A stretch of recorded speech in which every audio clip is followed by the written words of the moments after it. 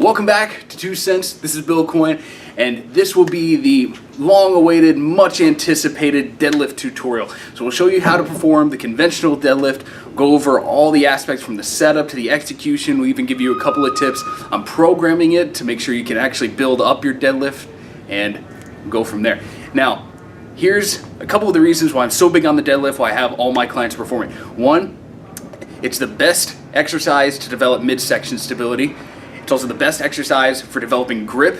It's one of the best exercises to develop total body power. Works everything from the head down, from the traps, the lats, all the way through the spinal erectors, into the glutes, the hamstrings, the calves, even get the quad working, and the entire musculature of the midsection will be worked if you're doing this properly.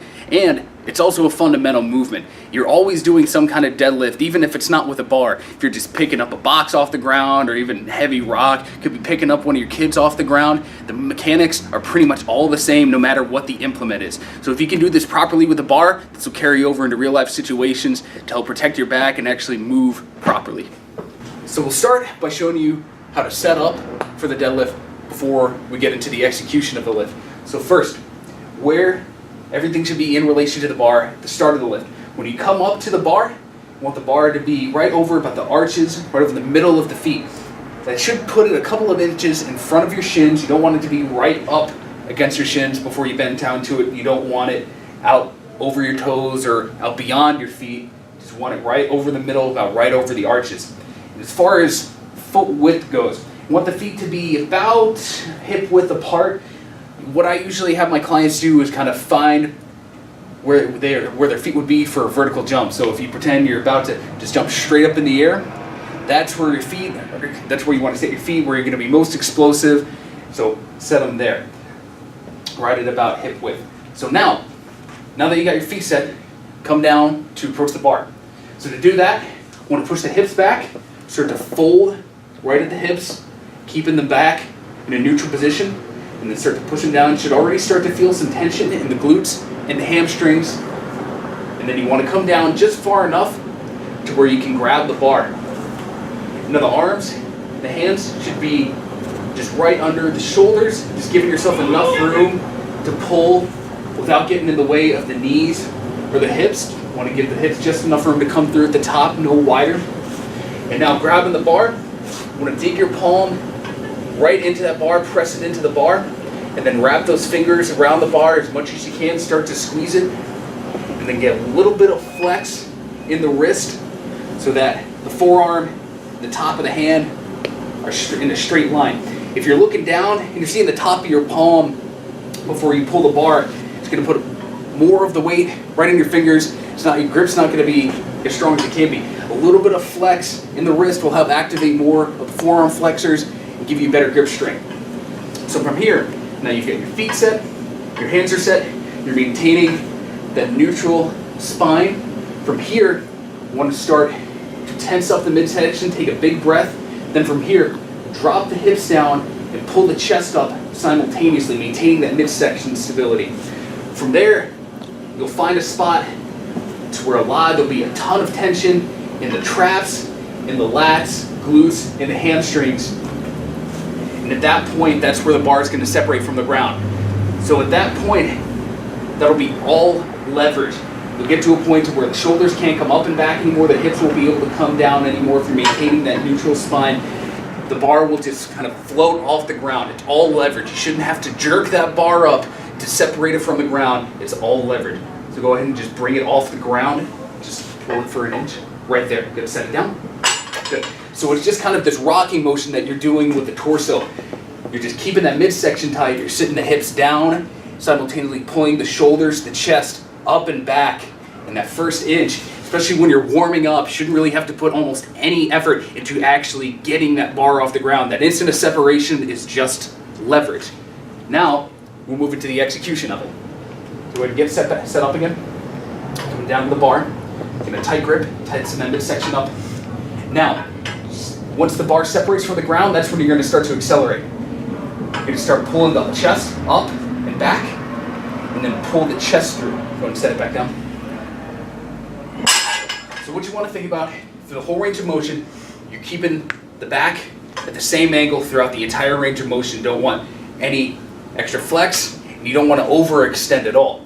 You just want to keep this tight. Start dropping the hips down, pulling the chest up like you did at the beginning, and then you want to continue that motion. You want to keep pulling the chest up, pulling the shoulders up and back, and then you want to make this sort of screwing motion with the feet into the ground to get as much torque as you can out of the hips and the glutes. If you're just squeezing your butt together, activating the glute max, you're not going to be able to produce as much force, not going to have as much torque created in the hips if you're not screwing those feet in or thinking of driving the knees and the feet out laterally. That'll help get the glute medius activated a little bit more, some of the deeper muscle of the hips, to help torque the hips through rather than just shooting them straight through just using the glute max. All right, so now here's how everything should look at the top of the deadlift. So there's not an exaggerated curve in the low back. Everything's in a pretty neutral position. Hips are through, knees are locked, weights more back towards the heels on the outside of the foot. Arms are just hanging. You're not pulling with the elbows at all, not shrugging up with the shoulders. Arms are just hanging. You're basically just in a normal standing position. Bring it back down. Back up again. So now, here is how to properly set it down. So once you reach that top position, the way you want to start, the first motion is going to be pushing straight back with the hips. And then as you come down past beyond the knees, that's when the hips should drop. So if you want to do a couple of normal speed. So if you bring it down and you're hitting the top of your knees, it means you're not sitting a hip back. It means you're just coming down a little bit too much in a straight line. Knees are shooting a little bit too far forward, and you're probably coming up on your toes and you're not staying back on your heels. So you really want at first to exaggerate that pushing the hips back to help load the hamstrings and the glutes, keep the stress in the hips rather than on the knees and the back.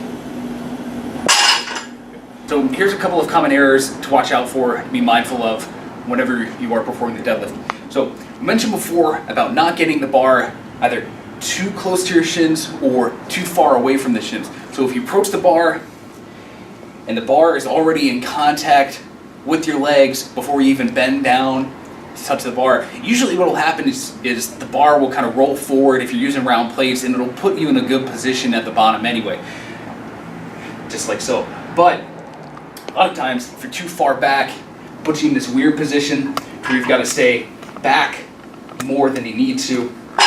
It's going to bring your feet way back on your heels, the toes, the rest of the foot will start popping up. It's going to put a little bit too much stress on your back. The other issue, which is even worse for your back, is if you start with the bar way out over the toes or out in front of you. From here, it's hard to get into the bar. You're going to have to put a lot of stress on the back in order to really get it off the ground. It puts it in a suboptimal bar position. You're just not going to be able to really leverage it up like we talked about before and utilize the glutes and the hamstrings. Just to go over again, where most of the stress should be placed when you're executing the deadlift. You should be feeling it mostly in the traps, in the lats. You feel a little bit of tension in the spinal erectors, but those aren't going to be actively moving the bar. Everything above the torso is not actually going to be flexing or extending, not moving the bar. These are all going to be just holding the weight. The weight's going to be transferred through the arms, up through the traps, the lats. You're going to be holding the spinal erectors and the rest of the midsection musculature in an isometric contraction so that the weight's transferred into the hips, especially the prime movers, which are going to be the glutes, to bring the hips forward into extension, and also the hamstrings helping to bring the hip through extension. You also might feel a little bit in the quads because the knees are flexing a little bit. Anytime we get the knees flexed, the quads are going to necessarily have to work a little bit. But it's going to be primarily almost everything on the back side of the body and in the midsection. That's where you want to feel most of the stress. That's what the deadlift is supposed to be working. Now a quick word on grip styles.